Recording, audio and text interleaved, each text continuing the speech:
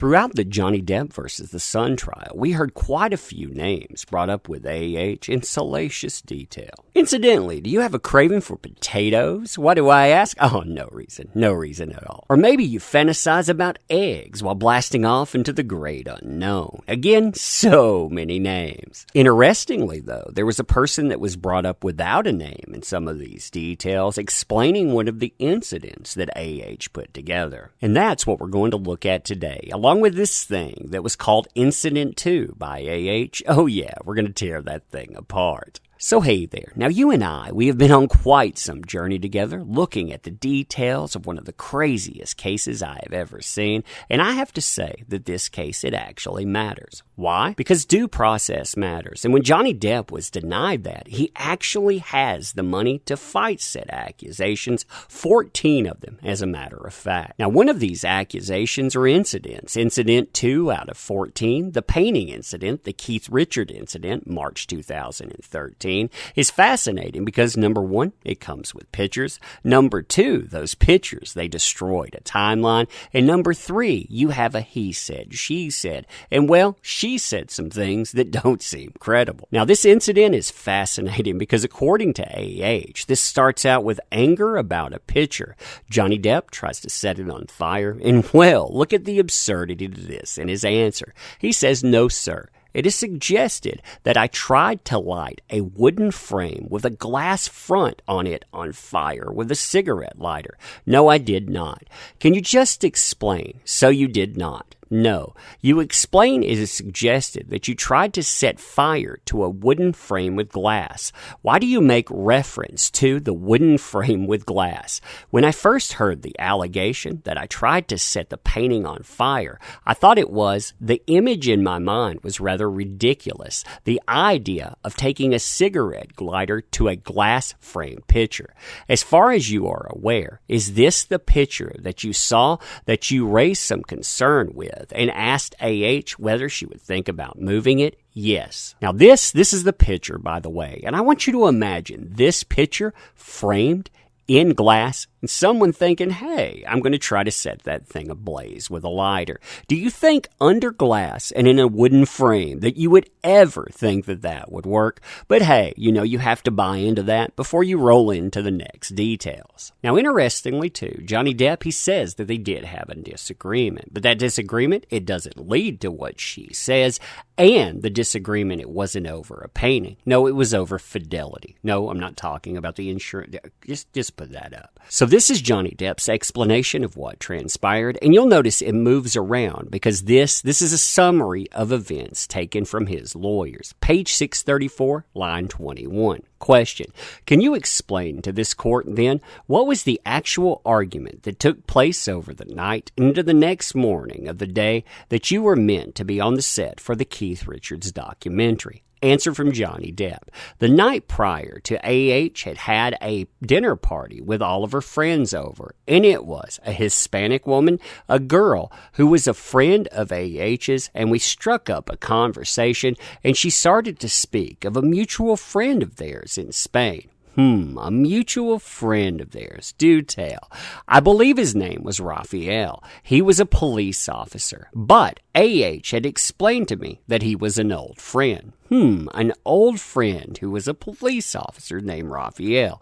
Do tell. Continuing. Now here you'll notice that his lordship, the judge, is actually taking notes. So Johnny Depp, he slows down here and he says, AH explained to me that she was going to visit him in Spain at one point, that he was just a friend. All that nothing had ever happened between them, and that she went and stayed with him for, I believe it was 10 days or 2 weeks. So she went to Spain. She stayed with somebody that was supposed to be quote unquote just a friend. But, so on the night before the Keith Richards documentary day, I had the young lady, he had told me of a, so there's an interruption with a question. This is the Hispanic friend. Answer: yes, I cannot recall her name. Sorry. She had told me that he is a very nice guy, that she also goes and stays there, and that they all sort of slept in his bed, and that she put it to me that had an affair with him before. So, I, for all intents and purposes, had found to be lying about the situation and her relationship with this man. Now, that's not a lifestyle judgment either. Far from it. It's a judgment on someone that talks about fidelity, says that Johnny Depp, he was imagining all of these things, but just like the rocket egg here, you can see her exchanging texts with him on 05/22/2016, and you'll note familiarity. She says that nothing existed there either, that was all imagination. He would get worked up for nothing, even though concierge services and security said, yeah, the dude even had a key. So returning to the Spanish man, the policeman, possibly Raphael, the question is asked. That was the night before, talking about the night before the Keith Richards documentary. Did that give rise to a conversation between you and A.H.? Johnny Depp replies, yes, there was, because I brought the truth up to A.H. Now, at the time, A.H. was very upset. The young lady was very upset, and I thought we should sit and discuss it and get to the bottom of it, and so that I could know the truth. I wanted just the truth. I mean, that's not a lot to ask either. Hey, what's been going on? When you took those 2 weeks out there, what exactly was going on? She was still very reluctant to give that to me. So, I wanted to stay until we got to the bottom of it. Now, according to A.H., this stuff over the painting, well, it ends up with incident too. And you can see the lawyer's note on this.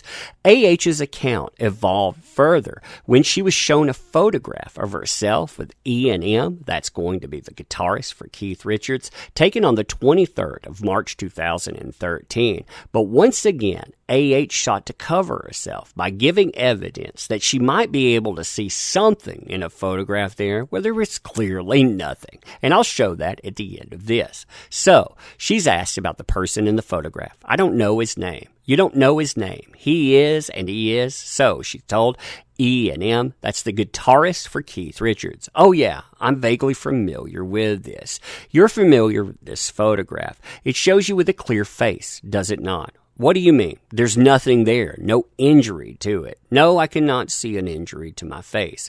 No injury at all that happened. Well, I can't really tell if my lip is bruised. There might be an injury on that. There might be an injury to my lip. If you look at the bottom lip, it looks swollen to me. So it looks swollen. My bottom lip does.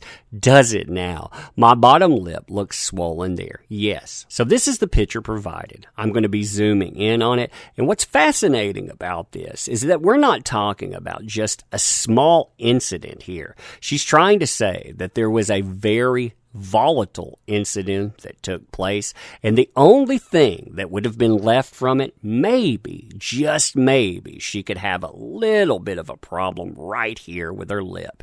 Now that, to me, is fascinating, considering this picture alone caused a narrative shift. In fact, she and her sister had to change up the dates that they were talking about, the times that they were talking about, because they forgot that this picture existed. Now, incredibly, A.H.'s sister tries to pull the same thing, talking about that picture and seeing the same thing in it as well. The judge asks, did you discuss this photograph with your sister?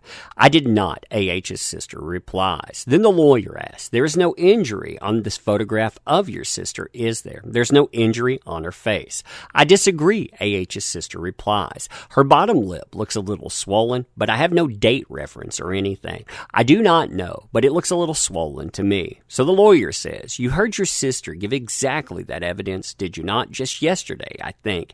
If she did, I cannot recall. You do not remember it? I might have stepped out, she answers. I do not glue myself to the courtroom. So, do we take it that you are also saying that this is an injury related to the painting incident? I did not say that. I said her bottom lip looks swollen. So what do you say this relates to then? What incident, if anything? I have no idea. I do not know the date of the photograph. I do not know when it was taken. I do not know who that person is. So then they're asked later on.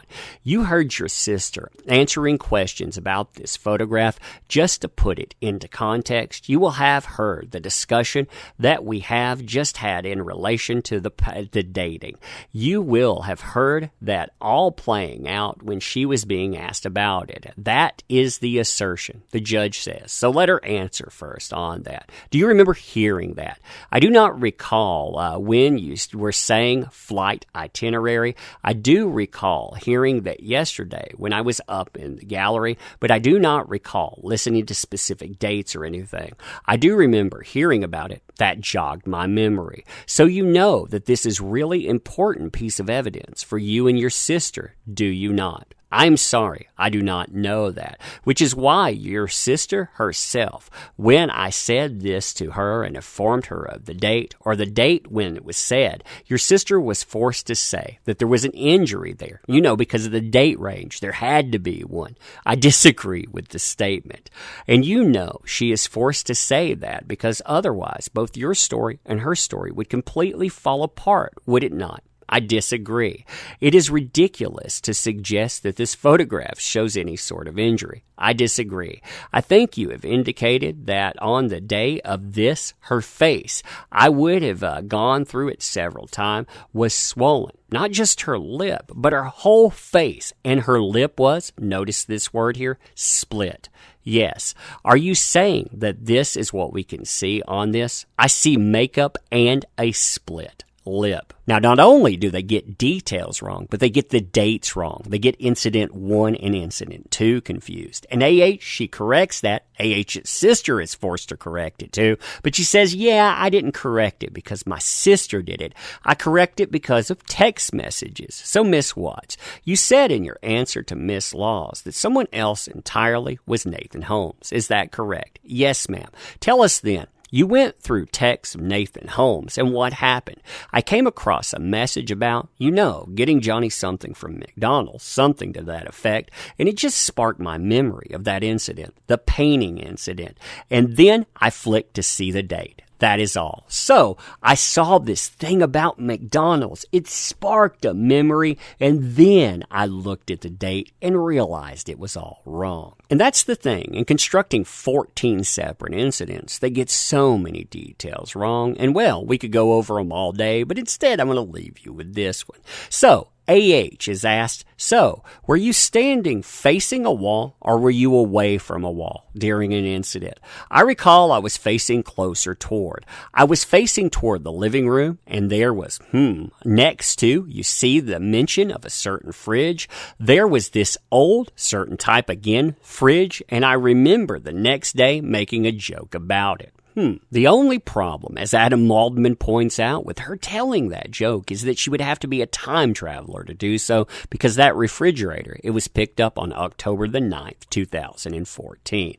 That's right. Incident takes place 2013. She's making jokes in front of a certain appliance, but that appliance, it wasn't in the house until a year later. So many incidents just like this, and if you pick apart one, what does that say about all of the others? Anyway, I'm curious. What do you think about this? What do you think about all of the stuff in there? And yeah, man, 2021, it's going to be an interesting one to watch indeed. So to close this out, I want to thank you for being here. You make these endeavors possible. Without you, none of this works, so thank you sincerely. I also want to mention our comic book. The link is in the description, and we need your help getting the word out. Why? Because certain people, they don't like this kind of stuff. They don't like us discussing what goes on societally, but that's okay. We don't need those people. We need people just like yourself. So share, check it out, and again, thank you. I appreciate you, and we'll see you soon.